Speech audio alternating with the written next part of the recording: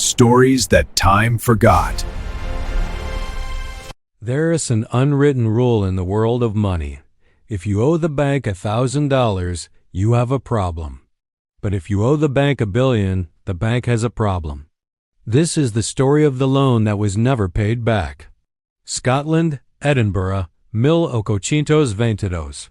What you're about to hear isn't just some office anecdote. It's the account of how one single man managed to get the London Stock Exchange, the most advanced financial hub on the planet at the time, to finance a country that simply did not exist. Stick around until the end, because what you're about to discover will completely change your perspective on this channel's Engineering of Deception and Grand Fraud segment, proving that the world's biggest lie was built on high-quality paper and an absolute faith in human greed. The air at the port of Edinburgh is heavy with salt spray and an anticipation you could cut with a knife. A man steps down from a carriage, surrounded by an aura of military nobility. He calls himself Gregor MacGregor, a supposed hero of the South American Wars of Independence, and he brings news that makes investors' eyes shine like brand new coins. He claims to be the Cazique of Poyais, a paradise nation on the coast of Honduras where, according to him, gold flows from the rivers and the land is so fertile you can harvest 3 times a year. Have you ever stopped to think what would happen if someone sold you a paradise and you gave them all your savings without checking if the place even appeared on a map? Hundreds of Scottish families found the answer. Seduced by the scent of quick fortune, they surrendered their lives to a kingdom of thin air and mirages.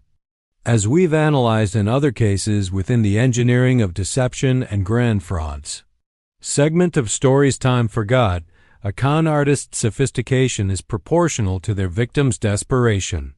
MacGregor didn't just tell tall tales in taverns. He designed an entire national identity. He printed his own currency, drafted a constitution, and in his boldest move yet, floated a massive loan on the London Stock Exchange worth £200 of that era. The most respected banker's man who wore silk and made decisions that swayed empires bought the debt of a fictional country. Every signed document was a link in a chain of deceit that utilized the international financial messaging system of the day to move capital into this fake prince's personal accounts. If you could walk through the offices of London during that winter, you'd notice the frenzy. The dark wood walls and the smoke from investors' pipes create a private club atmosphere where skepticism has been replaced by euphoria. The protagonist of this historic embezzlement, a man in a uniform covered in fake medals, convinces 250 settlers to set sail for his supposed nation. The first act of this drama ends when the first ship, the Honduras packet, unfurls its sails toward the horizon, carrying doctors, lawyers, and craftsmen who believe they're going to found the capital of an empire. But what follows is a nightmare of biblical proportions, because you'll soon discover that. Upon reaching the coast, they didn't find marble cities, but a virgin lethal jungle where the only trace of civilization was the sand. What would you do if, after sailing for 2 months, you discovered that your land deed was just a wet piece of paper in the middle of a mosquito-infested swamp? The second act is a tale of extreme survival. The settlers, abandoned on a deserted beach, began to die of malaria and starvation while waiting for the cacique to arrive with the promised supplies. The psychological pressure was unbearable. The very same men who had invested in the Poyais loan watched their savings vanish while MacGregor, back in London, hosted banquets and gala balls with his victims' money. The sensory atmosphere shifts from the glitter of gold to the suffocating humidity of the jungle and the constant sound of the laments of those who had lost everything. At this point in the story, the suspense reaches its peak in Europe. While the settlers were dying in Central America, Poyais bonds were still trading in London. The paradox is that the bubble was so large that no one wanted to admit they'd been scammed.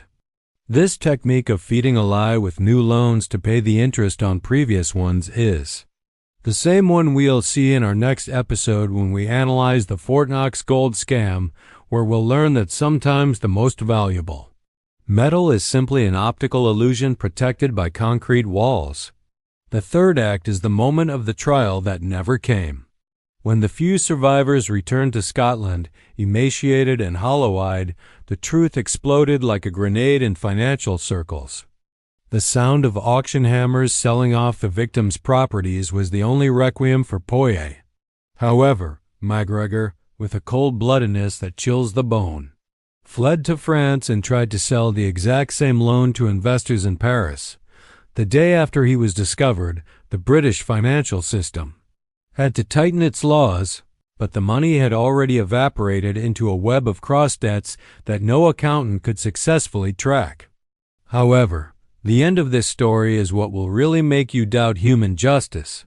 Despite causing the deaths of dozens and the ruin of thousands, Gregor MacGregor was never sentenced to prison for his crimes in Europe.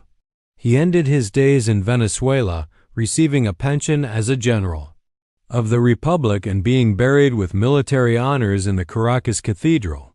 He managed to prove that a well-presented lie, complete with official seals and technical language, is capable of mortgaging not just the future of individuals, but the integrity of the world's most powerful financial institutions.